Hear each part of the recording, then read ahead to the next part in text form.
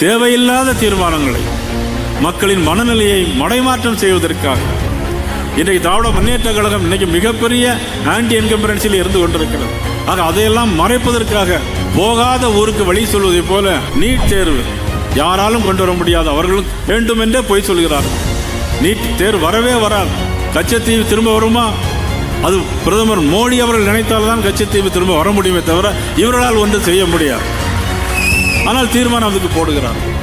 1969 போடப்பட்ட இந்த கமிஷன் முன்னாள் முதலமைச்சர் மதிப்புக்குரிய கலைஞர் அவர்களால் 69 போடப்பட்டு 71 அதற்காக அந்த கமிஷன் அறிக்கையும் கொடுத்து அந்த அறிக்கையின்படி இந்திரா காந்தி அம்மையாருக்கு ஒரு கடிதம் எழுதினார் கலைஞர் அவர்கள். ஆனால் அதுக்கு எந்த விதமான பதிலும் இல்லை. மாநிலங்களை சீர்படுத்த வேண்டும், நிர்வாகப்படுத்த வேண்டும் என்பதில் யாருக்கும் எந்த அக்கறையும் குறைவு பாரதிய ஜனதா கட்சி ஒருபோது இருந்தது கிடையாது. ஆனால் 50 ஆண்டுகளாக மேகதாது பிரச்சனை, தாது மணல் பிரச்சனை, கச்சத்தீவு பிரச்சனை, மீனவர்கள் பிரச்சனை, இப்படி தீர்மானங்களை மட்டும் போட்டுக்கொண்டே இருந்தால் போதுமா? மக்கள் அதற்காக உங்களுக்கு ஓட்டு போட்டுக்கிறாங்களா? நீங்கள் என்ன செய்யணும்? உங்களுடைய கடமையும் பொறுப்பும் என்ன?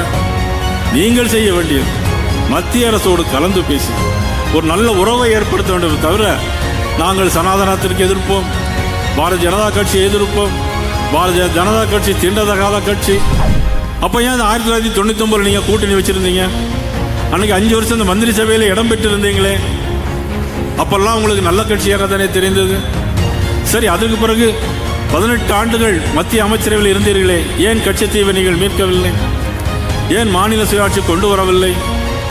ஐ.கே. குஜ்ரால், தேவகவுடா, வி.பி. சிங் எல்லா பிரதமருடைய அமைச்சரவையில் நீங்கள் திராவிட முன்னேற்ற கழகம் அங்க வைத்திருந்தது. பத்திரிகையாளர்கள் தயவு செய்து இதையெல்லாம் நீங்கள் எழுத வேண்டும்.